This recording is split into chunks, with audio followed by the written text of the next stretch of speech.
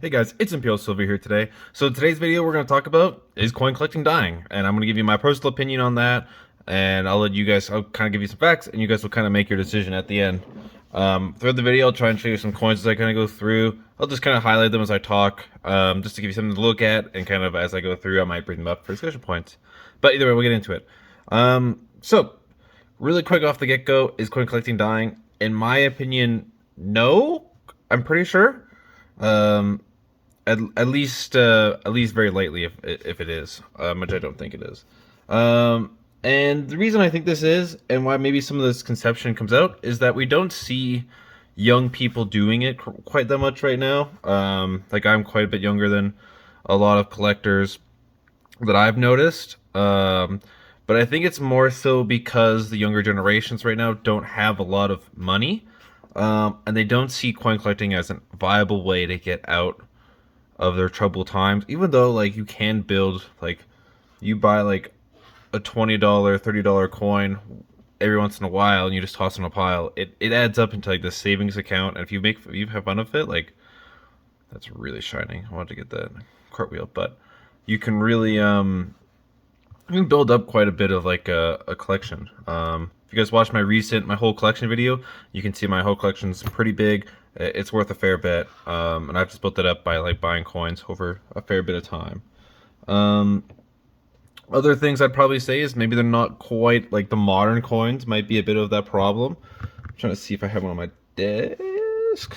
I thought I did, but apparently I do not. But when you think about modern coins, like, they don't really have like a lot of like craziness to them, right? Like there's nothing really crazy. Like these are kind of close to modern. These are like 67. This is a pretty boring coin. Like there's not much to bring you in on this coin. Not that like older coins have a ton, but like this is a arguably prettier coin. So I think that's one thing.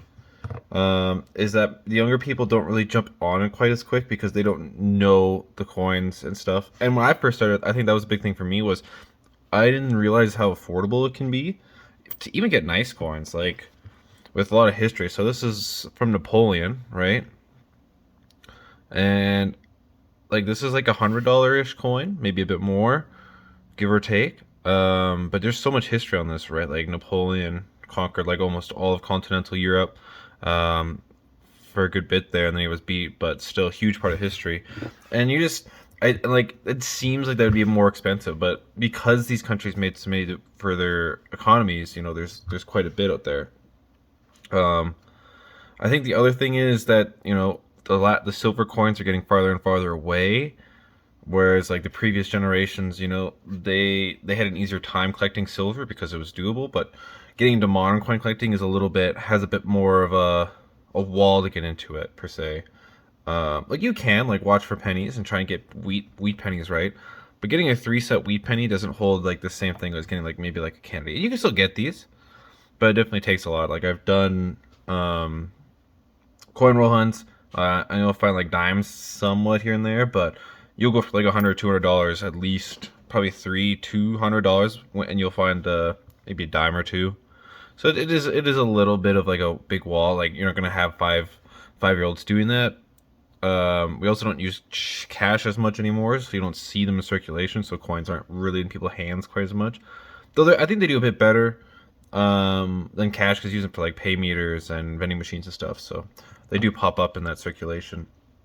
Um, so yeah, that's kind of the one thing where I kind of think like millennials aren't really being like getting early young access to it, so we don't really see younger people jumping into it immediately. But I think as they get older and they start to have more money, hopefully, that you'll start to see like more millennials kind of grabbing onto the hobby for all like the rarities and stuff, or maybe they're trying to connect, like they're holding on, maybe they're Russian, or maybe they're German, and they're just trying to connect like to their home in some way.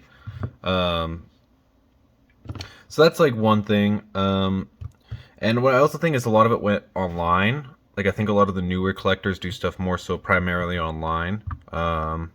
Just because it's a bit more of the modern era. I think they're a little bit more used to the internet, and I think they might be a little bit more on there than more of the older collectors, which might do more shows, more shops.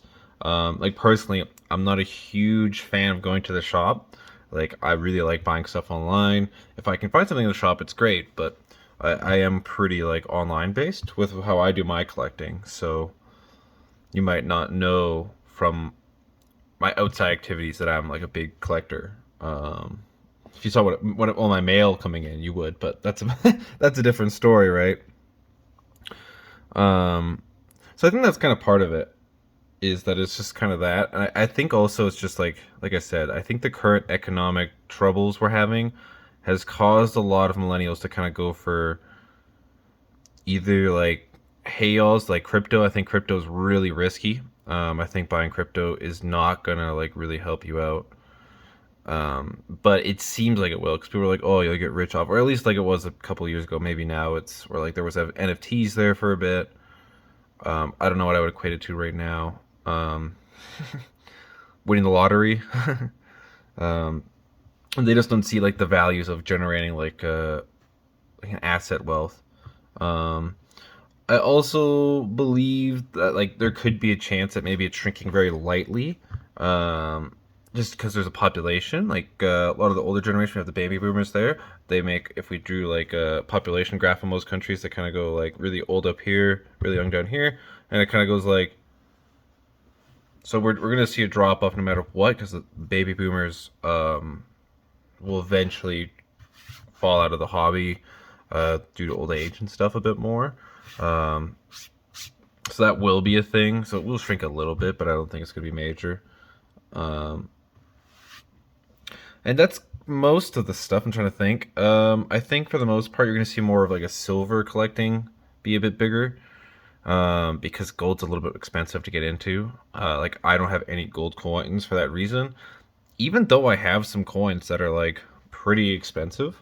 Like I have quite a few $100 and I have like a couple hundreds of dollar coins, but buying a gold coin is a lot harder for me to justify because you don't get gold coins at deals ever. They're usually like minimum melt, which is fair. I don't think that's unfair, but you can get pretty expensive silver coins for quite a bit below melt if you look around enough. Love these Cubans in this radial. Love that. It's so pretty. Um, I think coppers could become a little bit more popular just because they're going to be pretty cheap, and I think they could raise in price. I think they might be enticing to some newer collectors too. Like you can get this for like a buck, maybe less, 50 cents if you're lucky. It's a pretty nice one, but yeah, you could probably like get this for 50 cents. And the copper prices are going up, so you might be able to just like stack coppers. I think that might become more of a thing. I think we could also see like a big rise in silver price. I think that's pretty reasonable to see coming. Like where like maybe these $20 coins go up to like 40 or even like 60 just because they're the silver price just cranks up. We have a lot of movements trying to kind of go back to this right now. China and Russia are trying to do their currency backed by like golds, and that would make silvers also more expensive, so that's something to keep in mind. um yeah, but overall I would probably say that there's bumps. Oh yeah, this has those stars on it. I forgot about that. That really threw me off for a second. That like coin collecting overall isn't dying, but I wouldn't say it's growing at all. And if it might be slightly shrinking, mostly due to the population demographics, more so than what you would say maybe, and like millennials not being like encountered as much by it. But I think as they get later and these millennials start to have more wealth and especially these people have more wealth and they start to get more interest in like some hobbies they knew a little bit more as a kid and they see how affordable coin collecting is, I think it will boom back a bit. I don't know boom back, but like it'll stay consistent at least. Like no, I don't think coin collecting is going to die out. It's been around for like thousands of years. Like the Romans collected coins to a degree. Um, there's like archaeological evidence for that. So it's a little unlikely that it's just going to die out with our modern era because for some reason they want to do Pokemon cards or something. Like it's just a new thing to collect with it, right? And I think that's basically my opinion. Kind of babbled on here for a bit. What's your opinion? Do you think coin collecting is growing, shrinking? A little bit, stagnant, maybe. I guess you could say too. What's your opinions on it? Do you think I want to try and get more collectors in? So obviously, if you're new to the hobby and like this video, subscribe and like the video down this video. If you want, share it with your friends that maybe are kind of in coin collecting but aren't too sure about going in because they're worried about like prospects of it or something like that. And yeah, until next time, guys, keep collecting.